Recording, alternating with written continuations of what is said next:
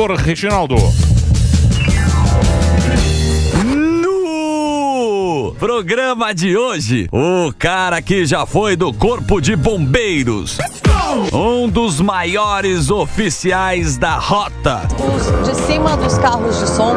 e deputado federal reeleito por São Paulo. Não haverá trégua e nós vamos recuperar o centro da capital paulista. O competente secretário de Segurança Pública, Guilherme Derriti. Fala, Derrite. Beleza? Ó a moral que eu tô, ó, que eu ganhei, que você não tem. Nunca deu pra gente. Você não tem, não trouxe. Aliás, que você... Capitão Felipe, muito obrigado. Sim. A Major Ana que esteve, trouxe esse presente aqui pra mim, é da Polícia Militar, ó. Você nunca trouxe. Não. Você já viu? Você já viu isso aqui? Você viu que lindo? Bonito, hein? Aí tem crianças... Vai mostrando aqui, ó. A câmera vai mostrando. Aí da Polícia muito legal. Militar. Muito legal. 190 anos da Polícia Militar. Muito obrigado aqui. A população paulista é privilegiada em ter a Polícia Civil, que tem a Polícia Militar, a Polícia Científica. Recentemente eu estive no maior laboratório de DNA, de Biologia e Biomedicina da América Latina. Inauguramos junto com o governador da Polícia Científica. É algo que vai trazer assim, um índice de elucidação de crimes muito maior aqui para o estado de São Paulo. Então a gente está muito feliz com as nossas polícias. É um orgulho muito grande estar à frente das melhores polícias do Brasil, sem dúvida alguma. E por que tem gente que torce para bandido? É complicado, né, Emílio? Porque o estado de São Paulo, historicamente, infelizmente nós temos um registro aqui que o PCC nasceu aqui em São Paulo, em 1993, e se tornou uma organização criminosa transnacional, participando do tráfico internacional de drogas hoje, e as pessoas, os governos anteriores negligenciaram a existência do crime organizado, chegando ao ponto aí de acontecer o que está acontecendo, de achar, o crime organizado achou que em São Paulo ia dominar algum território. Isso não vai acontecer, não aconteceu e não acontecerá enquanto estivermos aqui. Por isso que nós desencadeamos lá a Operação Escudo, estamos mantendo a operação, que já vem apresentando resultados assim, extraordinários. Porque o problema é virar milícia, né, que aconteceu no Rio, né? Aí quem se ferra é o morador. Total. Porque 99% é cara que trabalha, que mora ali. Emílio, eu sempre falei que as maiores vítimas do crime organizado, são justamente as pessoas que moram nessas áreas que são mais vulneráveis, eles que sofrem mais com isso. Nenhuma mãe quer ver o filho dela entrando no tráfico de drogas ou sofrendo influência desses criminosos que por vezes exercem uma influência nessas comunidades. Por isso que a polícia tem que estar presente, aliás, em muitos locais do Brasil, mas no estado de São Paulo, o único órgão do estado que se faz presente é a polícia. Nós vamos continuar. Ô, Derrite, como combater não só a criminalidade, mas combater também as narrativas, falando que a polícia tá matando cidadão de bem, abuso, chacina e tudo mais. Como fazer dois combates numa coisa só? Tem que ter uma comunicação estratégica, isso é fundamental. A gente vai quebrando essa narrativa, porque na verdade não passam de narrativas. Eu fui recentemente convocado lá na CPI da MST e começaram a falar que, olha, tem indícios de que um indivíduo que trocou tiros, que foi executado, estava com um bebê no colo, sofreu queimaduras de cigarro. Que planeta que uma pessoa dessa vive? E detalhe, tá? Todos os laudos do Instituto Médico Legal, nenhum deles apontou nenhum hematoma, muito menos um indício de tortura, de queimadura de cigarro. E você não tem no registro oficial, que é o que vale, né? O inquérito policial, tanto o inquérito policial militar quanto da Polícia Civil, nenhuma denúncia formal dizendo, olha, eu vi, ou testemunhal, uma prova material, ou seja, não passam de narrativas e o que a gente tem ao nosso lado, que é muito legal isso, mas muito legal mesmo, é a população. Sim. E nessa ida minha pra Brasília, na CPI da MST na semana passada, no aeroporto de Congonhas, as pessoas vindo falar, olha, secretário, parabéns o governador, e de fato, o governador merece os parabéns, porque o principal motivo do governador ter me escolhido, ter me convidado para ser o secretário de Segurança Pública foi justamente porque ele saberia que o combate ao crime organizado não ia ser de fachada. Sim. Ia ser algo concreto, pela primeira vez no estado de São Paulo, algo concreto. Então, mas os caras não deram muita moral pra você, não. Porque você era da rota. Você é um cara que sabe o que tá fazendo. Mas você estudou, você fez direito depois, você virou deputado. Você sabe como teve na rua, né? Exatamente, o cara sabe. Porque eu também acho, quando matam um polícia, eu falo, atiraram no povo, atiraram na gente. Perfeito. Né? É um ataque contra o Estado Democrático de Direito. Isso, quando você olha aquele livro ali que o cara fez lá no Barro Branco, ele fez, é um profissional preparado para aquilo, defendendo a gente, aí o cara vai lá e mata aquele cara. É como se ele estivesse agredindo a gente. Sem dúvida. Né? A gente tem a justiça e essas pessoas para proteger a sociedade. Agora, eu não entendo onde é que está isso que tentam sempre colocar a polícia como vilã da história. Porque o povo não vê isso. E, Emílio, depois... Você entende? Você sai na rua, você sai na rua, você vê o que vocês foram votados. Você pega as últimas eleições. O que tem de policial militar, o que tem de delegado, o que tem de... Porque as pessoas querem ter segurança. Isso eu acho que é a coisa mais importante no Brasil hoje é a segurança. Eu falo com toda tranquilidade, o maior problema do Brasil é a segurança pública. E eu fui o maior defensor, e continuo sendo, da reforma do sistema de justiça criminal, que envolve outros poderes, outras entidades, outros órgãos. Por quê? Não é só um problema de polícia. A polícia, ela tem um diagnóstico real do que acontece. Vamos lá. Por que a criminalidade no Brasil é alta? Porque, economicamente falando, porque o criminoso ele toma uma decisão racional com base no aspecto econômico. Eu já falei isso aqui do Gary Becker, teoria econômica do crime. A gente ficou de conversar lá pra Pois é. explicar. Gary Becker... Você ganhou o Nobel de Economia em 92. O crime é uma atividade econômica. E nos países onde a criminalidade é alta, é porque existem benefícios para benefícios financeiros dele estar na vida delituosa. No Brasil, o cara comete um crime grave, um crime de roubo, coloca um revólver na cabeça de alguém, rouba, ele é preso, condenado. Durante a condenação dele, primeiro que, para chegar na fase de pena, é a minoria da minoria. No estado de São Paulo, 2% dos crimes de roubo chegam até a fase de pena. E quando chega, ele entra na cadeia, ele pode ter direito ao auxílio reclusão, visita íntima, saída temporária, que eu consegui aprovar na Câmara, o fim da saída temporária, projeto de minha relatoria, e a famigerada progressão de regime. Tá na gaveta do Pacheco. Tá. Porra, Pacheco, tira da gaveta aí, meu. O senador, ajuda a gente. Tá na gaveta, Beraldo, fazer uma aí, pô. Beraldo, vai lá, Beraldo. Eu cresci no Rio de Janeiro. E quando eu mudei para São Paulo, uma das coisas que me chamaram mais atenção é o respeito que a polícia de São Paulo tem da população. Porque no Rio, você cresce não levando em consideração a presença da polícia. A polícia tá ali de noite, ninguém para no semáforo vermelho, você não se sente mais seguro porque a polícia tem um carro de polícia ali. Às vezes você fica até com mais medo. Aqui não. Aqui o policial tem orgulho de ser policial e a população respeita a polícia. Entretanto, o que eu vejo é que o sistema da justiça desestimula o trabalho do policial. E a gente pega aquele caso do carnaval, aquela menina que foi filmada com, sei lá, 11, 15 celulares. 13 no carnaval. Foi aquela roupa. Pô, ela saiu, foi presa de novo e já deve estar na rua fazendo a mesma coisa. Ela foi liberada na audiência de custódia e 2 dias depois ela foi presa por tráfico. O que falta acontecer para ter um respaldo da justiça? Não, excelente, Beraldo, essa pergunta. Por quê? Falta os deputados e senadores acordarem e eles entenderem que eles podem ser os protagonistas da reforma do sistema de justiça criminal. Encarecer o custo do crime, encarar o crime como atividade econômica, encarecer o custo do crime, começa pelo Congresso Nacional, criando medidas de dissuasão na legislação para evitar que seja vantagem cometer crime. E nesse aspecto, eu falo que a reforma do sistema de justiça criminal é muito mais importante que a reforma tributária, que a reforma da Previdência, porque o custo do Brasil vai diminuir. Só que parece que eles vivem numa outra realidade, parece que não vive, né? Numa outra realidade. E aí, nesse ponto, eu tenho que enaltecer o governador Tarcísio. Ele viu o peso político que ele tem, o tamanho político que ele tem, e na próxima reunião do COSUD, agora em outubro, aqui em São Paulo, o tema principal da reunião dos governadores será segurança pública. Então, deixa eu fazer uma pergunta pra você, que eu vi outro dia, que juntou a polícia aqui em Santos. Polícia de Santa Catarina, Paraná, Rio Grande do Sul, uns helicópteros. O que é aquilo? Boa pergunta, Emílio. É o seguinte, nós nos reunimos num evento chamado Sul-MASP. Foi iniciativa do Coronel Hudson, secretário de Segurança Pública do Paraná. Com a desmobilização de uma estrutura da Polícia Rodoviária Federal que combatia as fronteiras, essa estrutura da PRF foi desmobilizada no atual governo. Motivo, eu não sei, aí tem que perguntar para quem tá lá no governo federal. Nós nos reunimos, esses estados, Rio Grande do Sul, Santa Catarina, Paraná, São Paulo e Mato Grosso do Sul. Por quê? Porque esses estados representam 70% do escoamento da economia ilícita no país. Até da economia ilícita. O que acontece? Pra vocês entenderem. O crime, em especial o crime organizado, ele se aproveita da logística, da infraestrutura da economia lícita, do transporte de grãos, de transporte de bens materiais nas rodovias, nas ferrovias. E eles vão colocar cocaína, colocar arma. E 70% do escoamento da economia ilícita passa por esses estados. Nós nos reunimos e a ideia principal era, vamos fazer operações em fronteira? Na primeira reunião. Eu olhei aquilo lá e falei, além da operação em fronteira, vamos assinar um acordo de cooperação e compartilhamento de informações de inteligência. Quer ver um caso? O senador Sérgio Moro, lá, os atos preparatórios para cometer um atentado, teve troca de informações do serviço de inteligência das polícias. Porque o PCC ele se expandiu, o país não sabe o que é fronteira, o que é São Paulo, Paraná. Além disso, troca de informações de inteligência.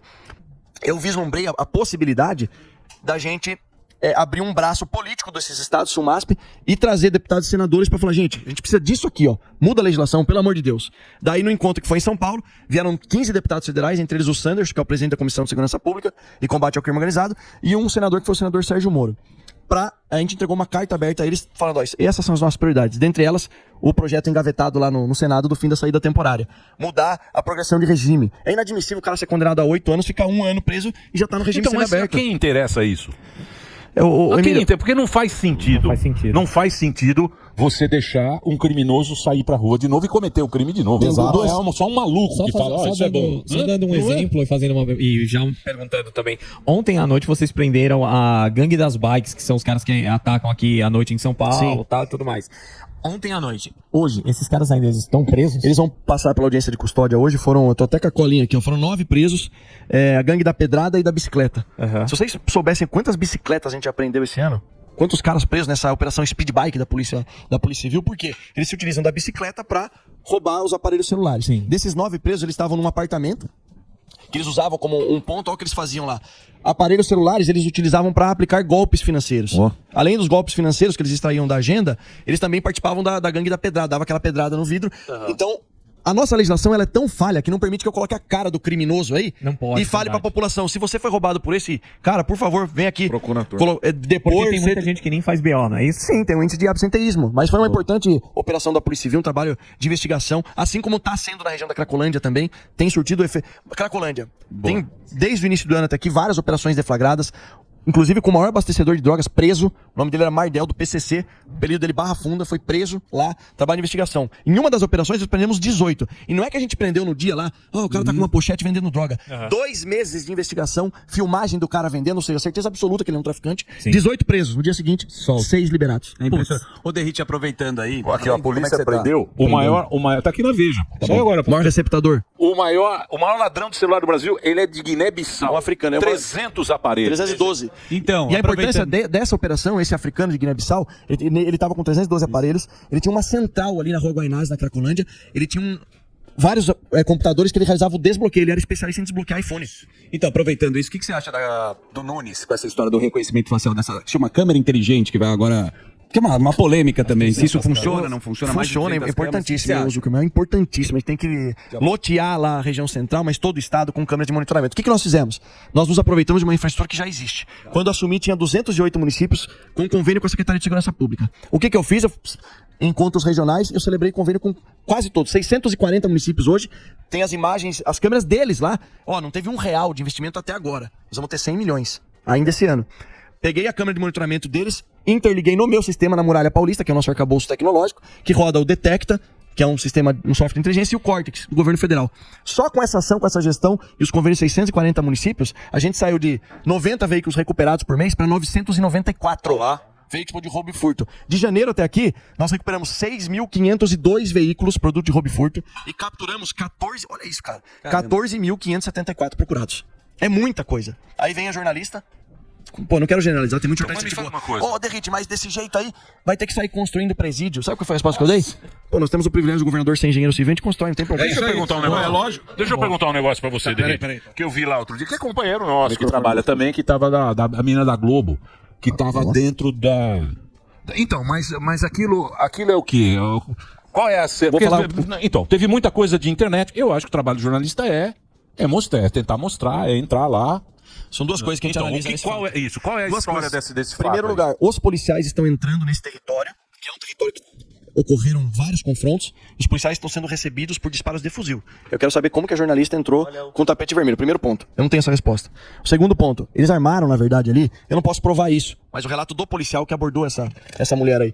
Dois indivíduos lá, que provavelmente são do tráfico, ou fingiram que eram do tráfico, provocaram os policiais com sacola, simulando estarem com sacola de droga, etc e tal, estimulando o policial a cometer algum tipo de atitude, ou disparar um fuzil, ou eventualmente sair correndo e acabar extrapolando na energia ali, dar um tabefe no indivíduo ali que estaria em tese praticando tráfico de entorpecentes. O policial, de maneira técnica, foi um policial de operações especiais do COI, Caveira. De forma técnica, progrediu no terreno, fez a varredura. O que ele acha? Um criminoso ou não? Uma jornalista.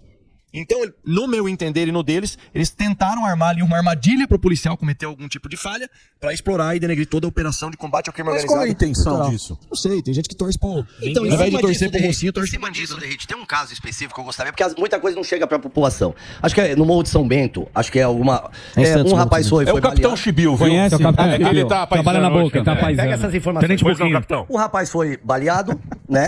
E aí o delegado tem ali que ele tava no tráfico, tava fazendo a venda da droga, estava armado, a esposa confirma, e uma jornalista mandou um questionamento à sua assessoria, por exemplo, perguntando por que vocês trocaram o tiro, se ele estava armado, mas não usou essa arma contra vocês policiais. Então, meio que o Emílio falou, tem um questionamento do outro lado que não tem nada a ver, é completamente de um outro mundo, por que vocês estão agindo contra bandido. Sobre esse caso, você consegue explicar alguma coisa? Não, as coisas que aparecem, Bizarrice. os questionamentos assim, são absurdos, os mais absurdos possíveis.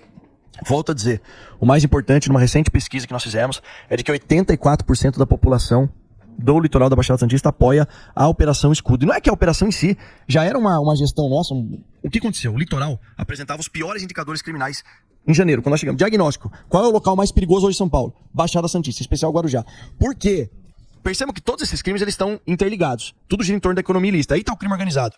A droga, que vem lá, Peru, Colômbia e Bolívia, os maiores produtores, entra pelo Brasil, se aproveita da logística, da infraestrutura que nós temos, desses estados que eu falei, que tem a melhor infraestrutura. Ela vem por dentro, parte mercado consumidor interno, e outra parte, Porto de Santos. De 2014 para cá, o PCC fatura bilhões de reais com o tráfico internacional de drogas, abastecendo Bélgica, Holanda, Espanha, país da Europa, um pouco dos Estados Unidos e África também.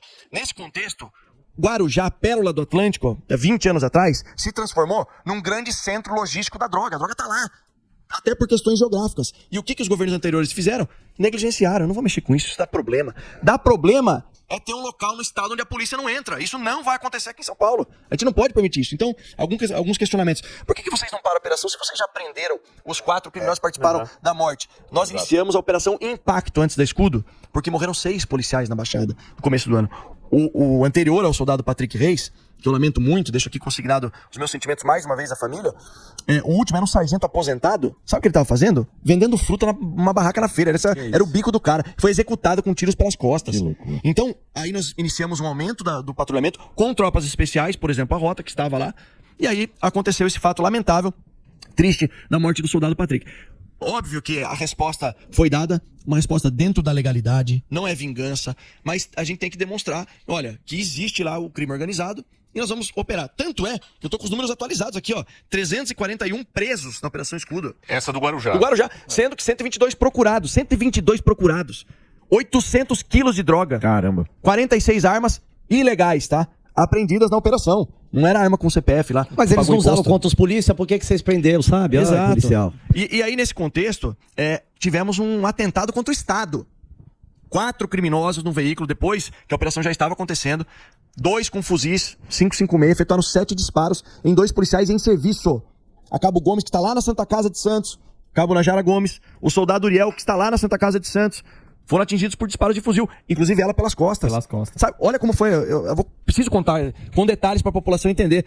Viatura parada, término do serviço 15 para 6 da manhã, eles saíam às 6 da manhã. Ela sentada, terminando de preencher o relatório. O parceiro, na minha visão, um herói, do lado de fora, com a arma na mão, atento ao que estava acontecendo, porque o momento ele requer essa atenção redobrada. Escuta o barulho de carro, eles já são os criminosos covardes, eles já aparecem efetuando disparos de fuzil. A policial toma um tiro nas costas aqui, embaixo no colete, um no ombro, cai dentro da viatura. O policial reage de pistola, provavelmente acertou de raspão, porque eles tomam ali um susto e voltam pro carro. Ela fala pro parceiro, eu tô baleada. Ele fala, grita na rede rádio e pede apoio.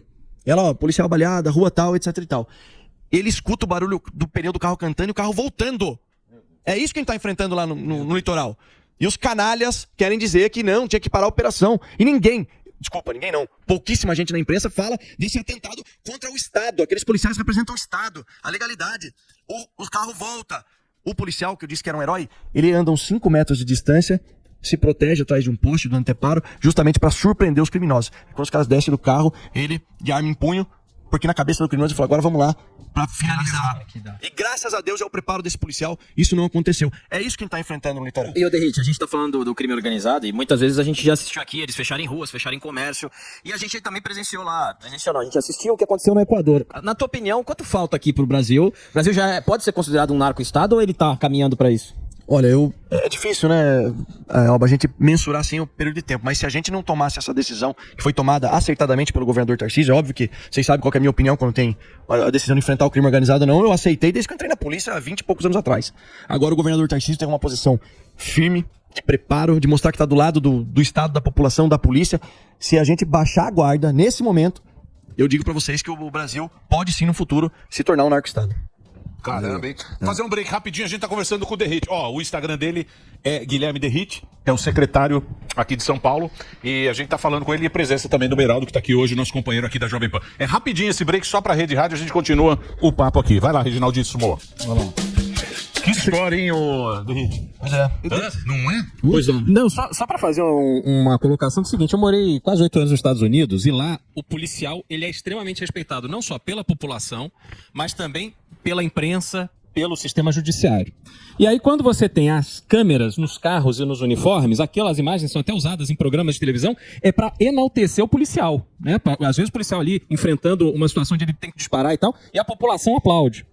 Eu sempre vi com muita preocupação a câmera no policial aqui, com medo dessas imagens serem sempre usadas pelo Ministério Público, pela imprensa e parte da sociedade, olhando sempre o policial como aquele que reage de forma violenta, que não precisava tanto. Como resolver esse impasse?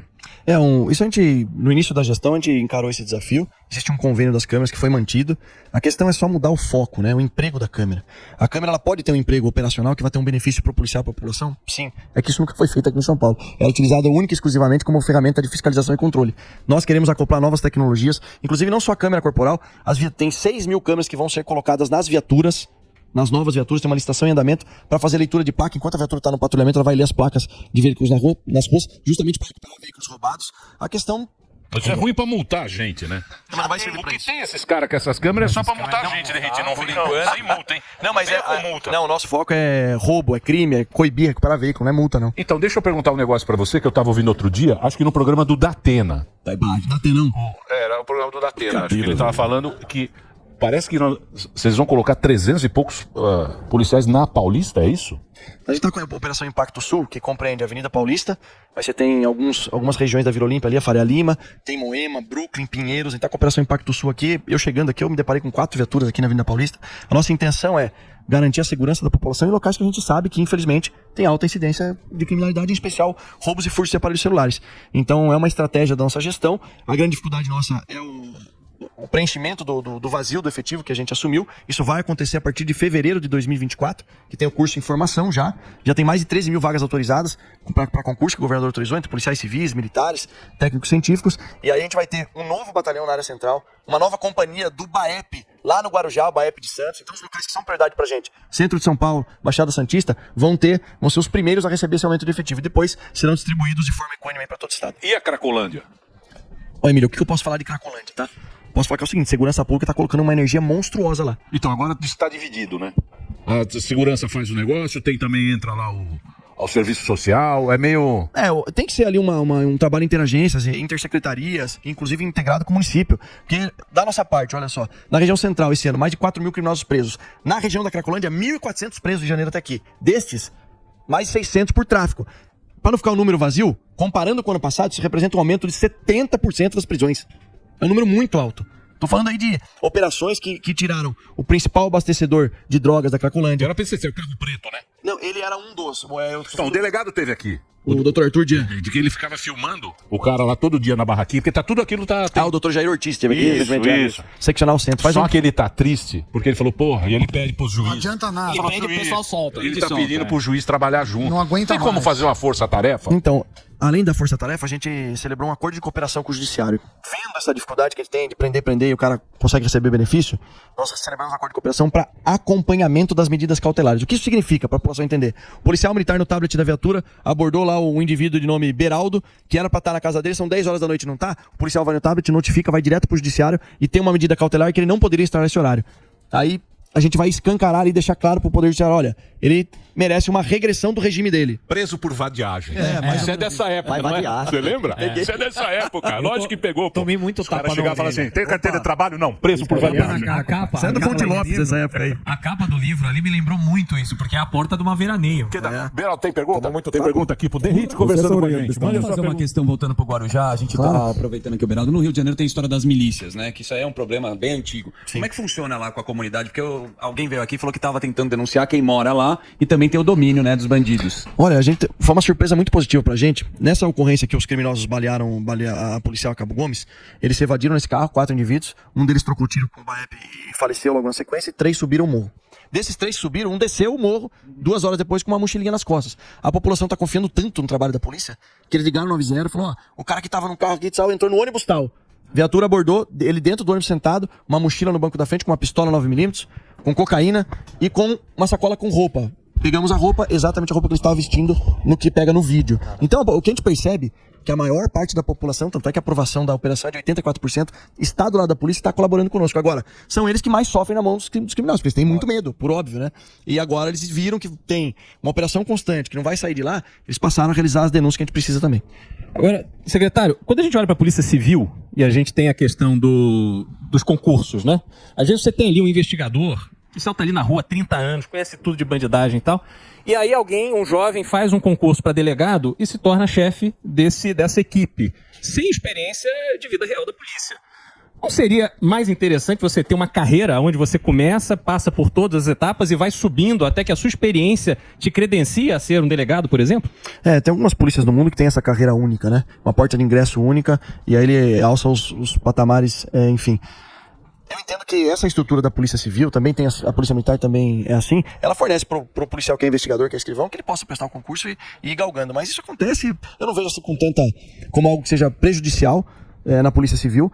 Vai da humildade da pessoa. Eu com 22 anos eu comandava o policiamento noturno em Osasco. Quem me ensinou a trabalhar foi soldado e cabo. Aliás, o soldado Félix, o cabo Tarcísio, que é um veterano já.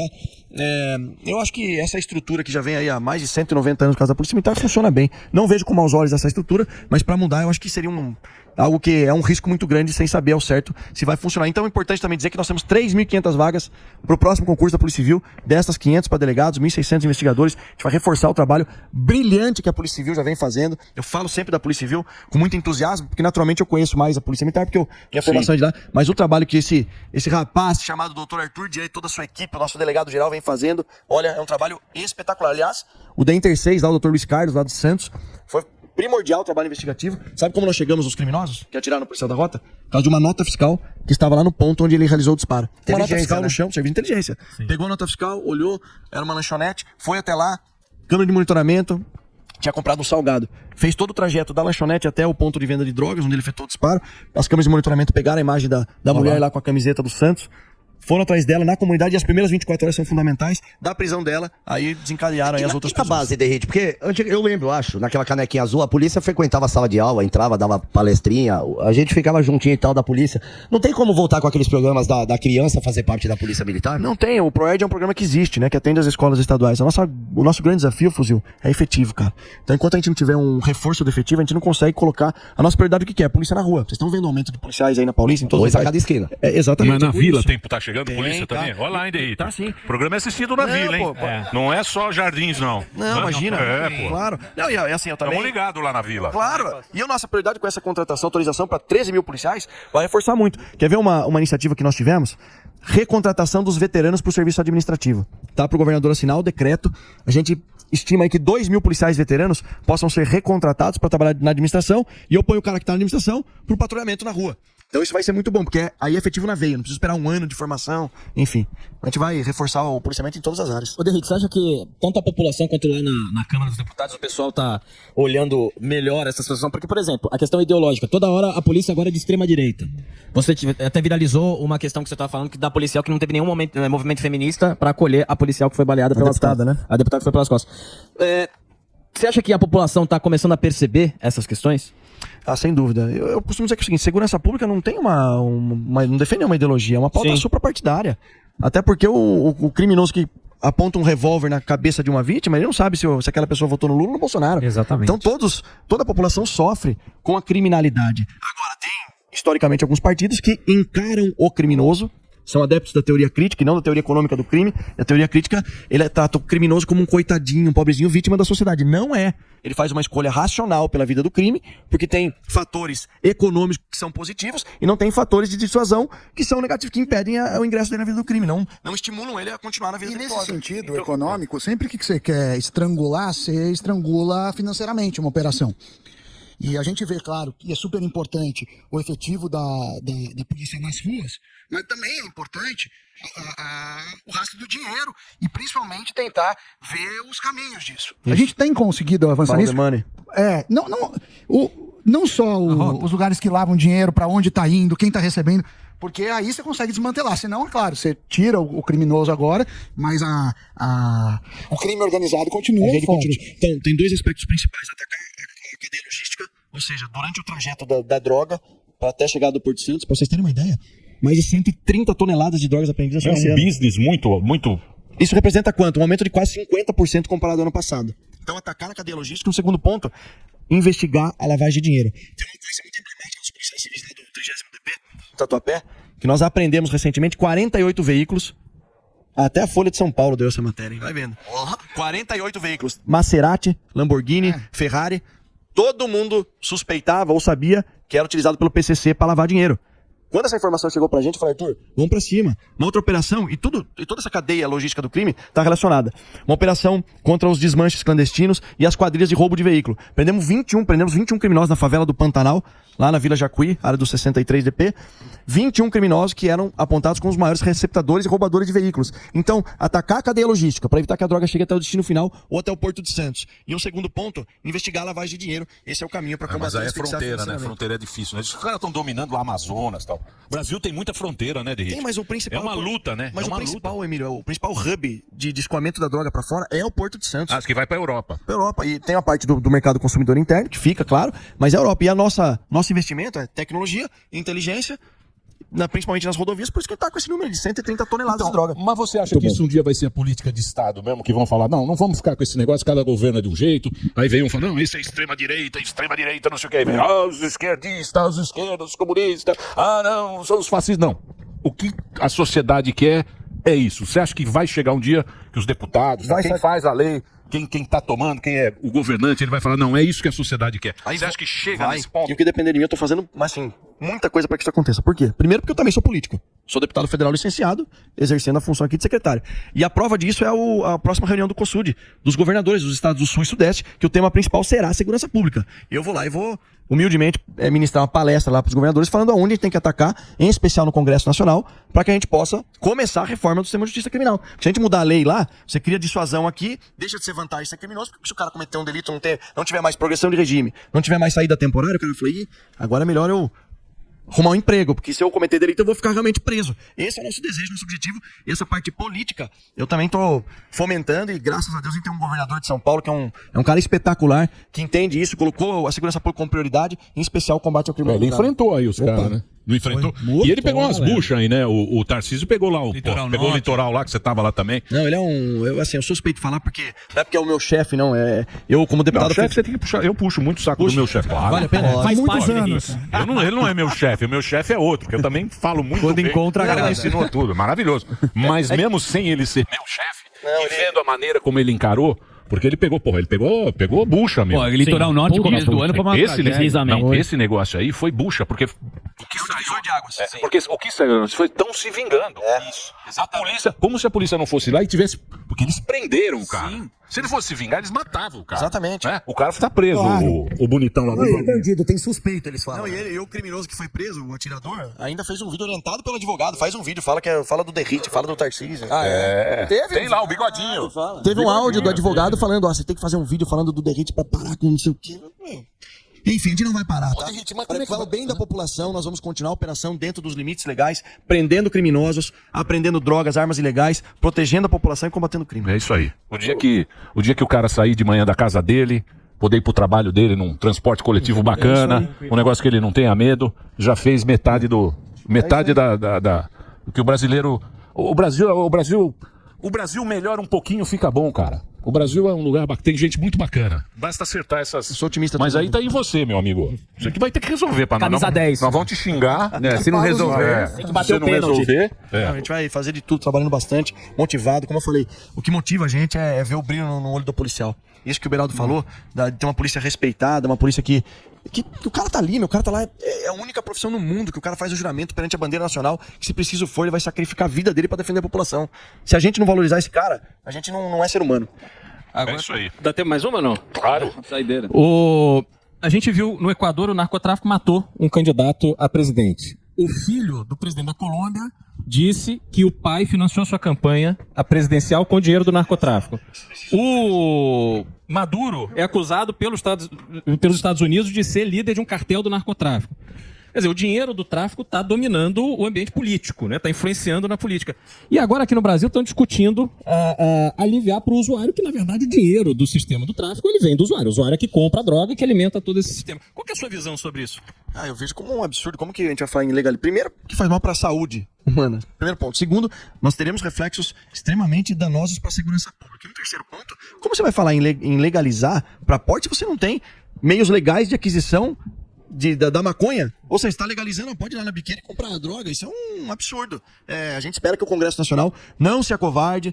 Quem tem legitimidade para legislar são os eleitos pelo povo. Então, Câmara dos Deputados, meus colegas deputados e os senadores lá do tapete azul, a gente espera que o senhor, eu como cidadão, espero que os senhores se manifestem aí e assumam a legitimidade que os senhores têm, que está na Constituição Federal, e não deixem que outros poderes aí acabem decidindo uma missão principal que é do Esse legislativo. negócio de liberar é só bom pro maconheiro burguês, né, Zuzu? Nossa, fomos lá na granja o maconheiro burguesinho. ele não assume. Esse negócio, baseado maravilhoso.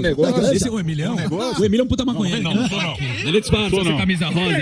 Sou nada de maconheiro. Ele vende esse negócio, ele plantava. esse negócio, Fica brincando com o gambá. esse negócio de liberar, de descriminalizar, o nome que você quiser, só vai ser bom pro burguês que paga R$70 a grama. Né, Zuzu? Que é aqui da Vila Madalena. Que é da Vila Madalena. Eu vou levar você lá na biqueira. Eu vou levar você lá na biqueira, que é o negócio. Que é pro pobre. Isso aí vai só ferrar o pobre. Esses caras que fazem lei acham que a gente tá...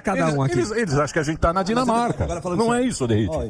Não é? É prejudicial demais, senhor. A gente não pode... Espero que isso não aconteça no Brasil. Vai lá falar pra mãe dos meninos lá, hein? Vai lá, pô. Foi graças infelizmente, ao tráfico de drogas que o soldado Patrick Reis perdeu a vida. A gente não pode lembrar nunca do nosso herói, esquecer nunca, desculpa, do nosso herói. Então, a gente vai continuar combatendo o crime aqui, Emilhão. É isso aí. Você acha que vai passar isso aí, ô? Espero que não. Vamos ver, né? Ele sempre empurra também pro Supremo, né? Também tem. Ninguém quer pôr Ninguém quer cravar. Ninguém quer chegar lá no bunker. O que foi, Dedê? Você quer o encerro? Ele tá cansado. Você tá cansado? Ele quer ir embora, Ele quer dormir aqui hoje, ele quer ir embora. Começou a falar de maconha, ele começou a se coçar. Ele já... Ô, Derrite, porra, obrigado por você ter vindo. Beraldo, obrigado aqui pela participação. Obrigado aqui, ó. Deixa eu agradecer aqui ao nosso querido, o Capitão Felipe, que trouxe aqui o presente, os 190 anos da Polícia Militar. E a Major Ana, muito simpática. Muito obrigado. Simpática, mas me deram trote na academia, mas tudo bem. Deram trote? Os caras não falam pra ele, né? Fui recruta deles, mas o mundo dá voltas. Tá vendo só? Tá vendo só? É a vida. Maravilhoso. Hoje você resolve. É a vida. É o momento. Hoje vai no camburão. É isso aí. Leva o Capitão Boquinho. Muito bem. Capitão Boquinha? Tá aqui, ó. Esse aí era louco pra ir na polícia. Ele é, mas não passou. Não passou no bafômetro. Você não passa no psicotécnico. Capitão Major Boquinho. Ele não consegue soprar a pita. É isso aí.